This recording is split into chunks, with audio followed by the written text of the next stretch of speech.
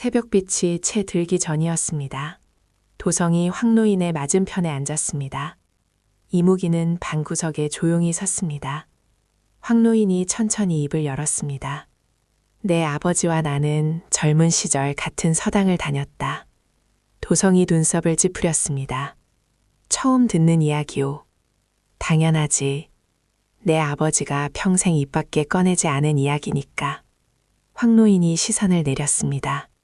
서당에 셋이 있었다. 내 아버지 박진수, 그리고 유이현이라는 선비. 셋 중에 가장 학문이 뛰어난 사람이었지. 그해 과거에서도 단연 으뜸이었고. 도성이 조용히 기다렸습니다. 유이현은 입이 너무 곧았다. 당시 현감이 세금을 횡령하는 걸 알아버린 거야. 그것을 글로 남기려 했고, 그러면 우리도 위험했다. 같이 어울렸다는 것만으로도. 황노인의 손이 무릎 위에서 천천히 오므라들었습니다.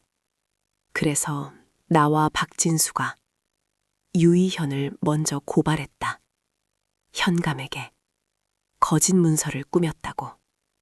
도성이 낮게 물었습니다. 유이현은 어떻게 됐소? 역적의 누명을 쓰고 죽었다. 방 안에 긴 침묵이 흘렀습니다. 도성이 창가로 걸어가 바깥을 바라보았습니다. 목소리가 조금 갈라졌습니다. 그래서 제가 과거에 붙으면 왜 문제가 됩니까?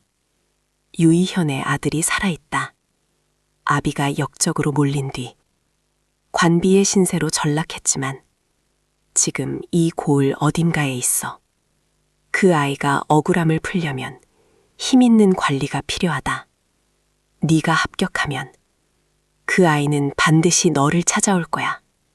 그리고 너라면. 황노인이 말을 멈췄습니다. 도성이 돌아서며 조용히 받았습니다. 모른 척 못하겠지요. 황노인이 고개를 끄덕였습니다. 그래서 저를 죽이려 하셨소. 황노인이 대답하지 않았습니다. 대답하지 않는 것이 대답이었습니다. 그때 이무기가 처음으로 입을 열었습니다. 한 가지 더 드릴 말씀이 있습니다. 두 사람이 동시에 이무기를 바라보았습니다. 이무기가 명부를 펼쳤습니다. 황씨라고 적힌 글자 옆 작은 글씨로 무언가가 더 있었습니다. 도성이 눈을 가늘게 뜨며 읽었습니다. 의뢰인?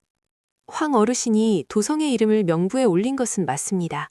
그런데 이무기가 손가락을 옆으로 옮겼습니다. 황 어르신의 이름도 누군가가 이미 올려놓았습니다. 어르신보다 먼저. 황노인의 얼굴이 굳었습니다. 그게 누구요? 이무기가 명부를 덮었습니다. 그것을 알려면 명부를 파는 자를 찾아야 합니다. 도성과 이무기는 이튿날 밤 저작거리로 나섰습니다. 이무기가 걸으며 설명했습니다. 저승에도 부패가 있습니다. 돈을 받고 명부에 이름을 올려주는 자가 있어요. 이승과 저승 사이를 오가며 청탁을 받는 브로커지요. 도성이 눈살을 찌푸렸습니다. 저승에서도 그런 짓을 합니까? 사람이 하는 일이 어디를 간들 달라지겠습니까?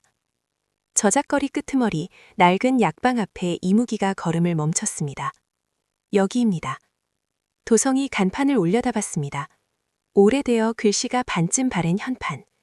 그런데 어딘가 낯이 익었습니다. 안으로 들어서자 약재 냄새가 코를 찔렀습니다. 구석에 노인 하나가 앉아 약첩을 싸고 있었습니다. 이무기가 낮게 불렀습니다. 오래 기다렸습니다. 노인이 천천히 고개를 들었습니다. 도성이 숨을 멈췄습니다. 그 얼굴은 도성도 아는 얼굴이었습니다. 마을 어귀에서 평생 약을 팔던 노인. 아픈 이에게는 약값도 받지 않는다던 사람. 인심 좋기로 소문난 강노인이었습니다. 강노인이 태연하게 약첩을 내려놓으며 말했습니다. 왔구난. 도성이 믿기지 않는다는 듯 물었습니다. 어르신이 브로커요? 강노인이 씩 웃었습니다. 브로커라니 거창하게. 나는 그냥 심부름꾼이지.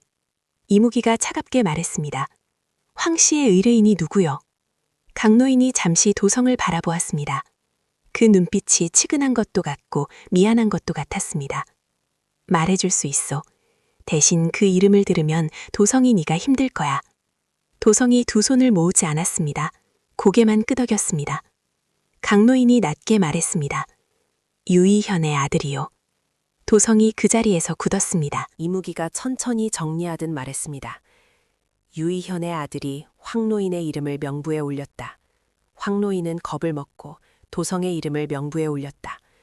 그리고 나는 명부대로 움직여 도성을 데려갔다. 도성이 힘없이 되물었습니다. 그러면 처음부터 유이현의 아들이 설계한 일이었소. 강노인이 고개를 저었습니다. 설계라기보다는 복수였겠지. 황노인과 박진수 두 사람 모두 명부에 올리려 했을 거야. 그런데 강노인이 잠시 말을 끊었습니다. 박진수는 이미 죽고 없으니 그 아들인 도성이가 대신 올라간 게야. 도성이 눈을 감았습니다. 아버지가 지은 죄가 아들에게 내려왔습니다. 한참 뒤 도성이 눈을 뜨며 물었습니다. 유이현의 아들이 지금 어디 있소? 강노인이 도성을 똑바로 바라보며 대답했습니다. 매일 아침 네가 과거 공부를 하던 그 서당 앞을 지나다니는 사람이요. 도성이 무언가를 깨달은 듯 숨을 들이켰습니다. 머릿속에 얼굴 하나가 떠올랐습니다. 해진 옷을 입고 매일 아침 그 길을 쓸던 말 수 없는 젊은 머슴. 이무기가 도성의 옆에서 조용히 말했습니다. 도성, 이 원한의 끝을 낼 수 있는 사람은 한 명뿐입니다. 도성이 대답하지 않았습니다. 대신 자리에서 일어섰습니다. 밖으로 나오자 동이 트고 있었습니다. 이무기가 뒤따라오며 물었습니다. 어디로 가오? 도성이 앞을 보며 대답했습니다. 과거장이요. 이무기가 잠시 멈췄다가 다시 걸으며 물었습니다. 지금 그럴 때요. 지금이어야 하오. 도성이 걸음을 늦추지 않았습니다. 힘이 없으면 아무것도 못 받고 유이현의 누명도 그 아들의 원한도 내가 합격하지 않으면 끝낼 수가 없소. 이무기가 나란히 걸으며 조용히 말했습니다. 도성이 이 일에 끝까지 함께하겠다는 말이오. 도성이 걸음을 멈추지 않은 채 대답했습니다. 어르신이 미안하다 했소. 그랬지요. 저는 그 말을 대답을 못했소. 이무기가 아무 말도 하지 않았습니다. 도성이 마지막으로 한마디를 덧붙였습니다. 대답은 이걸로 하겠소.